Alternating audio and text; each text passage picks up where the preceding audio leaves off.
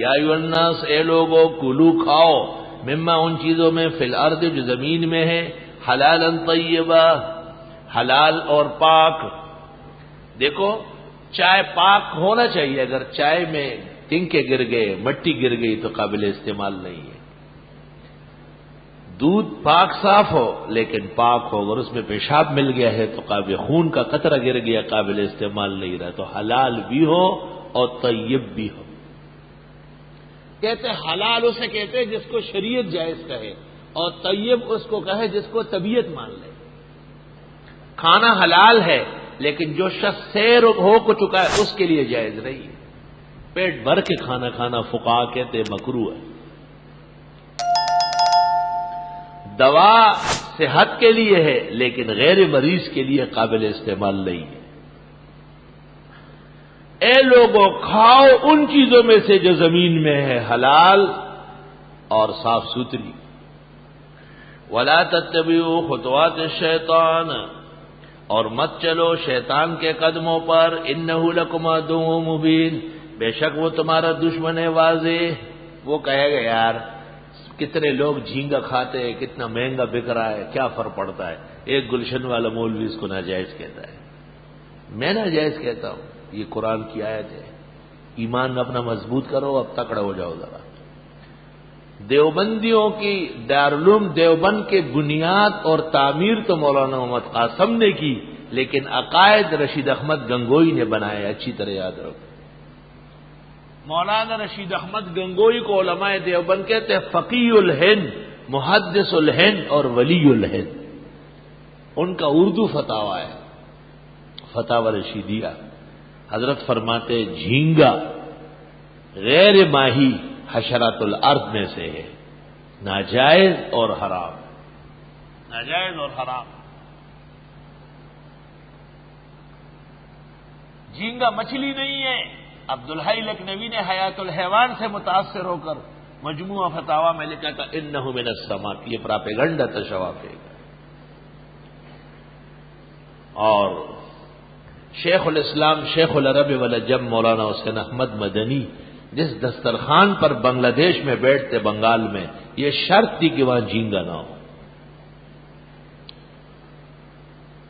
بنگال میں بیٹھا ہوا تھا، بنگالیان جمع تھے، مجھے کہتے زینگے کو کچھ نہ کہے، میں نے کہا زینگا ناجائز ہے، کہ لوگ خفا ہو جائیں گے۔ میں نے کہا میں لوگوں سے چندہ لینے نہیں آیا ہوں، میں یہاں پیسے دینے آیا ہوں۔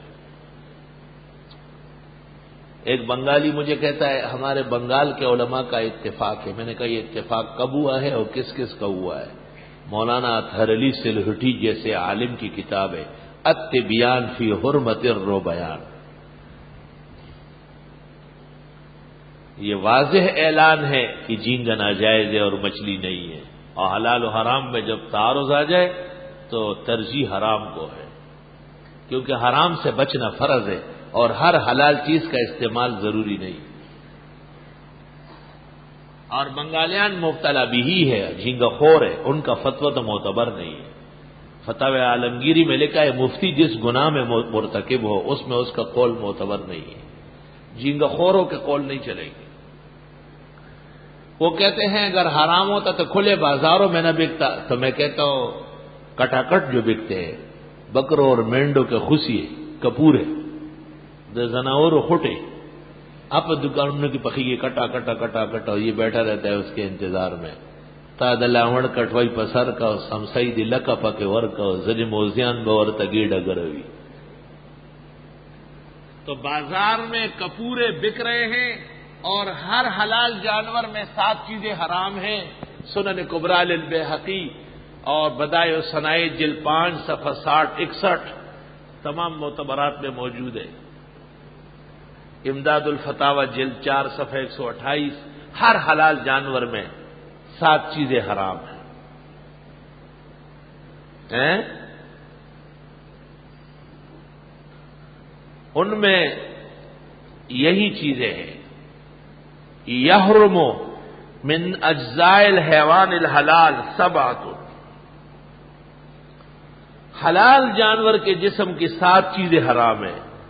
الدم المسفوح، بہتا ہوا خون، والذکر والانثیان اور کپورے، والقبل والغدہ والمثانہ والمرارہ. اللہ اکبر.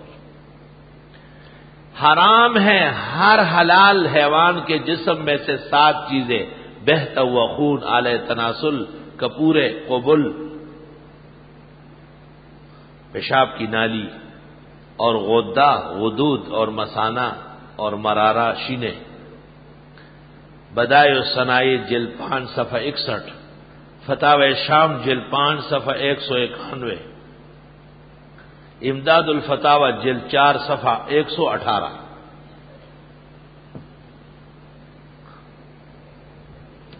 الگ تحقیق: جھینگا ناجائز ہے، مچھلی نہیں ہے، اس کا ترک واجب ہے.